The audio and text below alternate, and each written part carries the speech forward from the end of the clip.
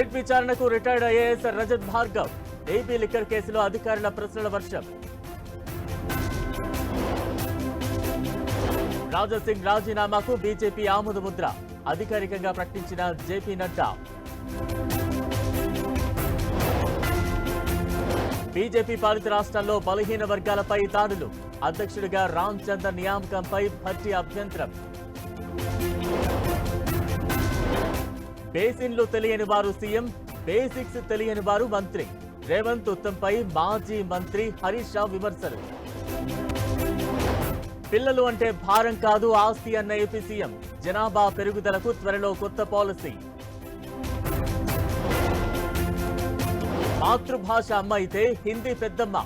ఇతర భాషలతో మన ఉనికి కోల్పోవన్న పవన్.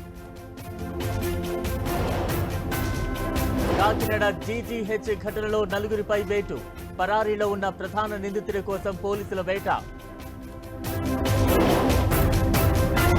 తెలంగాణలో గోదావరి ఉగ్రరూపం.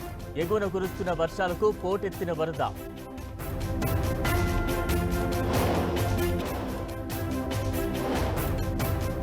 గురుగ్రామ్ కోర్టుకు టెన్నిస్ ప్లేయర్ హత్య కేసు నిందితులు. ఒకరోజు పోలీస్ కస్టడీకి అనుమతించిన న్యాయస్థానం. అండమాన్ దీవుల్లో చిక్కుకున్న అమెరికా నౌక. 2 సెయిలర్లను రక్షించిన ఇండియన్ కోస్ట్ గార్డ్. పరుగులు పెడుతున్న పసిడి ధరలు. 1,00,000 దాటిన తులం గోల్డ్ రేట్.